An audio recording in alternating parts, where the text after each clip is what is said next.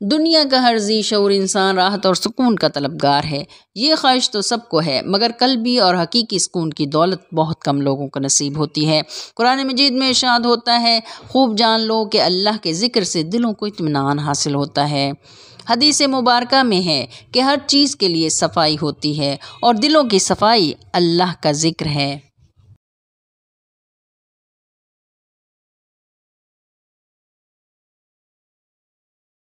بسم اللہ الرحمن الرحیم، صلی اللہ تعالی علی حبیبہ محمد وآلہ وسلم۔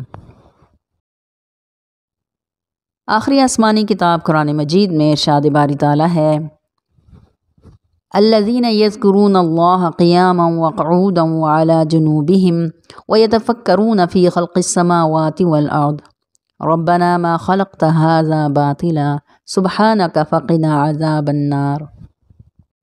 جو لوگ ذکر کرتے ہیں اللہ کا کھڑے اور بیٹھے اور اپنی کروٹوں پر لیٹے ہوئے، اور غور کرتے ہیں آسمانوں اور زمین کی تخلیق میں، اور کہتے ہیں اے ہمارے رب، جو کچھ بنایا آپ نے یہ سب بے فائدہ نہیں ہے، آپ کی ذات پاک ہے، بس آپ ہمیں آگ کے عذاب سے بچا لیجئے۔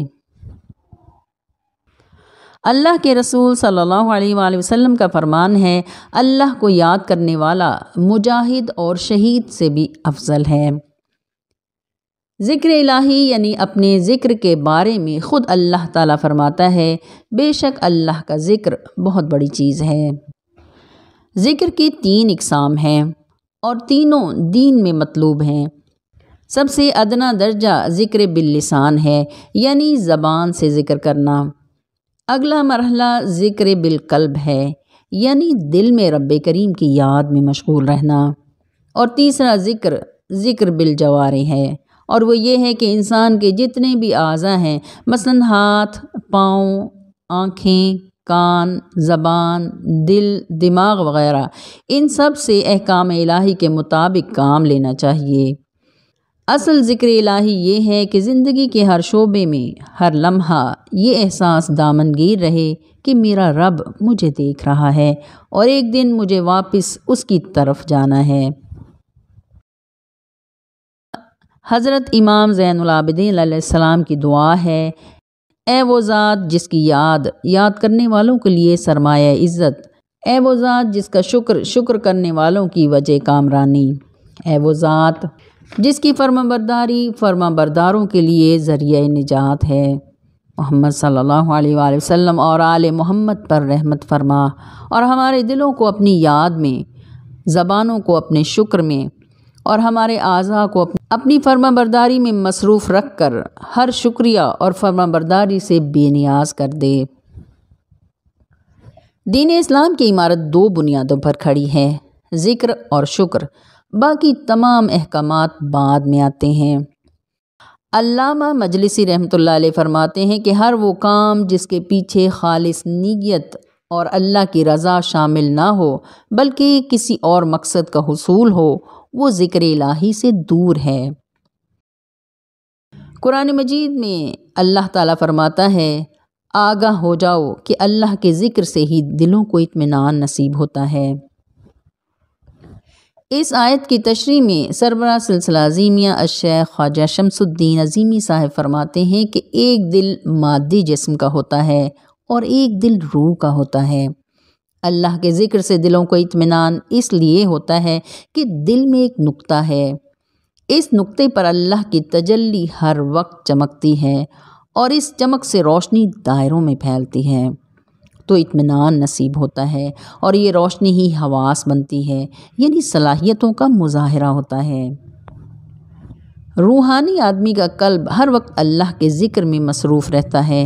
ذکر سے سکون کی لہریں ماحول میں پھیلتی ہیں اور قربت میں بیٹھے لوگوں میں سرایت کر جاتی ہیں۔ سکون بھی ایک سوچ ہے، خیال ہے، جس کا دوسرا رخ ڈپریشن ہے، یہ بھی ایک سوچ ہے۔ حدیث قدسی ہے، اللہ تعالیٰ فرماتا ہے کہ میں اپنے بندے کے ساتھ ہوں جب کہ وہ میرا ذکر کرتا ہے اور اس کے ہونٹ میری وجہ سے حرکت کرتے ہیں۔ رحمت دو عالم محمد رسول اللہ صلی اللہ علیہ وآلہ وسلم کا فرمان ہے، کہ میں ایک مرتبہ جبرائیل امین کے پاس بیٹھا تھا تو مجھے آسمان سے ایسے دروازے کی آواز آئی جیسے بہت پرانے دروازے کو کھولا جاتا ہے۔ میں نے جبرائیل امین سے پوچھا یہ کیسی آواز ہے؟ تو جبرائیل نے عرض کیا یا رسول اللہ صلی اللہ علیہ وآلہ وسلم، یہ آسمان کا وہ دروازہ ہے جو کبھی نہیں کھولا گیا۔ فرمایا یہ دروازہ اب کیوں کھولا گیا ہے؟ تو جبرائیل امین نے عرض کیا یا رسول اللہ، اللہ نے اس دروازے سے ایک تحفہ بھجوایا ہے اور یہ تحفہ آپ اپنی امت کو عنایت فرمائیے گا۔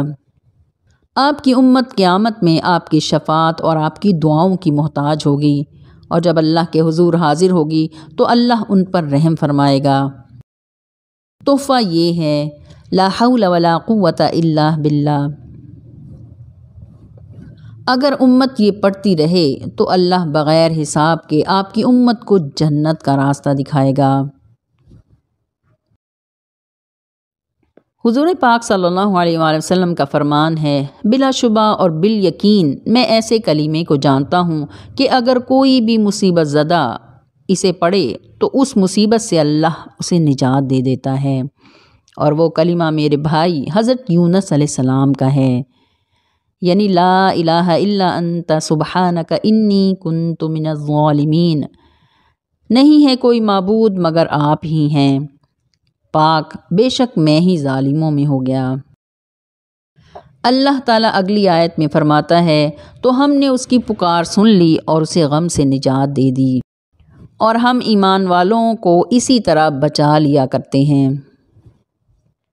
قرآن پاک میں اللہ تعالیٰ نے حضرت یونس علیہ السلام کے بارے میں یہ بھی فرمایا ہے اور پھر اسے مچھلی نے نگل لیا اور وہ اپنے آپ کو ملامت کرتا تھا، پس اگر یہ پاکی بیان کرنے والوں میں نہ ہوتے تو لوگوں کے اٹھائے جانے کے دن تک اس کے پیٹ میں رہتے۔ قرآن و حدیث میں تواتر کے ساتھ ذکر الہی کرنے کی تلقین کی گئی ہے۔ صلاۃ بھی اللہ کا ذکر ہی ہے جو اللہ کی یاد کے لیے قائم کی جاتی ہے۔ فرمان الہی ہے اور میرے ذکر کے لیے صلاۃ قائم کر، پس جب تم اطمینان پاؤ تو صلاۃ قائم کرو، یقیناً صلاۃ فرض ہے مومنوں پر مقررہ اوقات میں۔ اس آیت مبارکہ کے پہلے حصے میں اللہ کے ذکر قلبی کی طرف اشارہ ہے اور دوسرے حصے میں مشاہدے کا مرتبہ حاصل ہونے کی طرف اشارہ ہے۔ ذکر سے مراد یہ بھی ہے کہ بندہ اپنے خالق اپنے رب کی طرف متوجہ ہو جائے، اور اللہ کی طرف متوجہ ہونے کا مطلب یہ ہے کہ اللہ کو ڈھونڈنا، اللہ کو تلاش کرنا، اللہ نے جن صفات پر انسان کو پیدا کیا ہے ان صفات کو تلاش کرنا، اور رضا و خوشنودی حاصل کرنے کی جستجو اور جد و جہد کرنا۔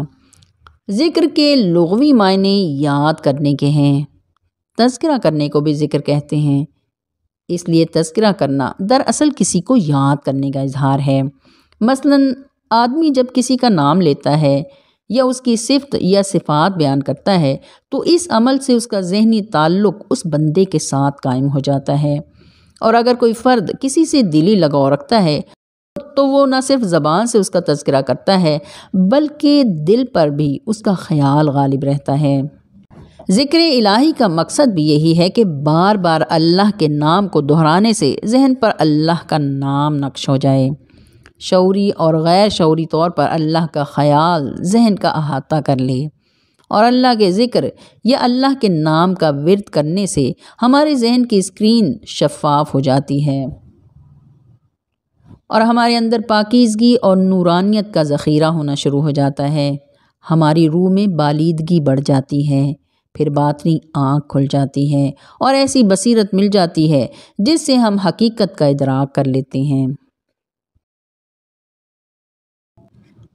دوسرے مرحلے میں ایسی صورتحال ہوتی ہے کہ ذکر کرنے والا زبان سے الفاظ ادا کرنے میں بار محسوس کرتا ہے اور عالم خیال میں الفاظ ادا کرنے سے اسے سرور حاصل ہوتا ہے، یعنی وہ ذکر خفی کرنے لگتا ہے۔ اس درجے کو ذکر قلبی بھی کہتے ہیں۔ ذکر خفی ہو یا ذکر جلی، دونوں طرح سے ذکر سے سالک کے اندر وائبریشن کا عمل شروع ہو جاتا ہے اور اس کے حواس ہمتاً اللہ کی طرف متوجہ ہو جاتے ہیں۔ تیسرے مرحلے میں یہ ہوتا ہے کہ ذکر کرنے والا خفی طور پر بھی اسم الہی کو دہرانے میں بوجھ محسوس کرتا ہے اور اسم الہی کا خیال اس پر غالب آ جاتا ہے، اور اب وہ عالم خیال میں یا عالم تصور میں پوری وجدانی کیفیت کے ساتھ اسم الہی کے خیال میں ڈوب جاتا ہے۔ اس کیفیت کو ذکر روحی کہتے ہیں، اور ذکر روحی کا دوسرا نام مراقبہ ہے۔ محترم جناب سید سرفراز شاہ اپنی کتاب فقیر رنگ میں فرماتے ہیں کہ ذکر الہی سے انسان کی روح میں لطافت پیدا ہوتی ہے، اور روح میں جتنی لطافت زیادہ ہوتی ہے اتنی ہی اس کی پرواز بلند ہوگی۔ جب ہم اپنی روح سے مطابقت رکھتا ہوا کوئی اسم یا اسماء الہیہ پڑھتے ہیں تو ہمارا جسم مثالی یا ہمزاد یا ہیولا طاقتور ہو جاتا ہے، لیکن جب ہم ایسا کوئی اسم پڑھتے ہیں جو ہماری روح یا جسم کے بنیادی عناصر سے نہ مطابقت رکھتا ہو اور نہ مخالفت رکھتا ہو تو اس ذکر سے ہمارے جسم مثالی کو کوئی نفع یا نقصان نہیں پہنچتا، البتہ پڑھائی کا ثواب یا اجر ضرور ملتا ہے۔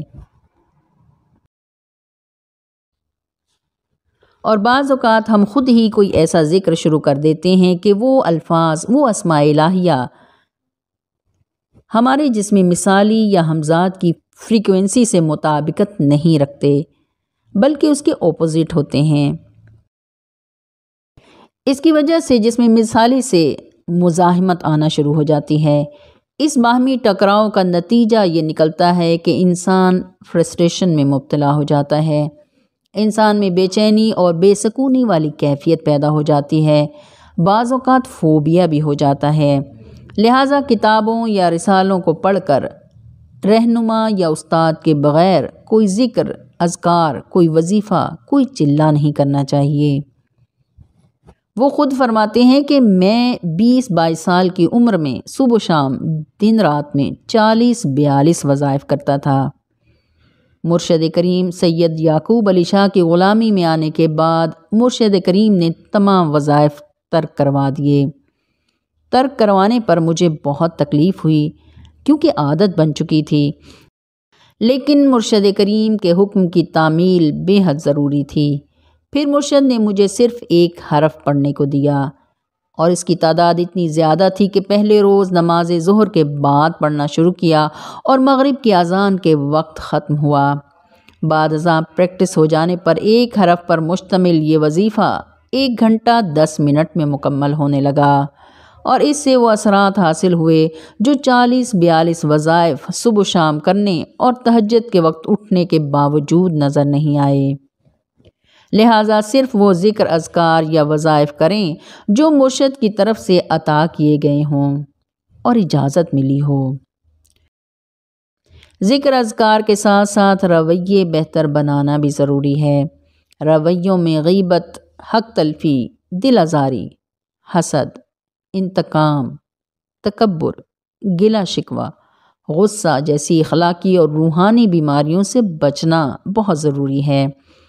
اللہ کا ذکر کرنے سے اللہ سے محبت پیدا ہوتی ہے، اور اللہ کی محبت سے اللہ کی معرفت حاصل ہوتی ہے۔ ورد و وظائف سے انسان میں پابندی وقت کی عادت پختہ ہوتی ہے، یکسوئی بڑھتی ہے، انہماک میں اضافہ ہوتا ہے۔ ورد و وظائف سے انسان کی جسمانی کیمسٹری اور روح کی کیمسٹری پر بھی مثبت اثرات مرتب ہوتے ہیں اور پھر متوقع نتائج ملتے ہیں، مگر اس کے لیے ضروری ہے کہ اپنے روحانی استاد کی ہدایت کے مطابق ہی ذکر، اذکار یا وظیفہ وغیرہ کریں۔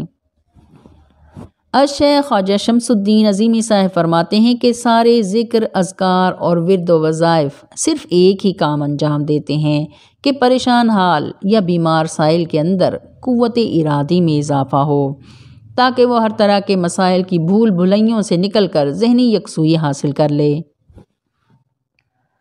اور جب ذہنی یکسوئی حاصل ہو جاتی ہے تو پھر مسائل نہیں رہتے بلکہ حل ہونا شروع ہو جاتے ہیں۔ ذکر کا مطلب یہ بھی ہے کہ ہمارے اندر صراط مستقیم پر چلنے کا شعور بیدار ہو جائے۔ صراط مستقیم پر چلنے کے لیے کوشش کرنا ذکر الہی ہی کہلاتا ہے۔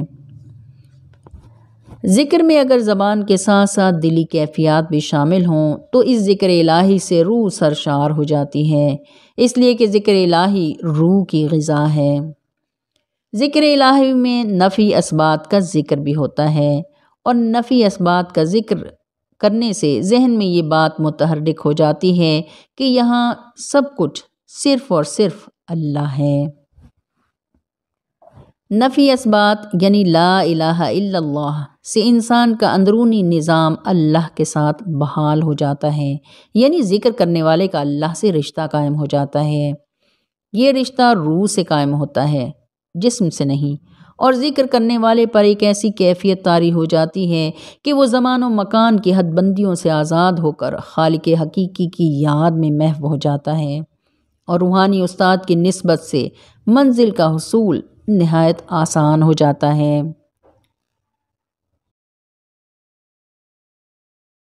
اللہ تعالی ہم سب کو اپنے ذکر کی توفیق عطا فرمائے، آمین یا رب العالمین، آمین۔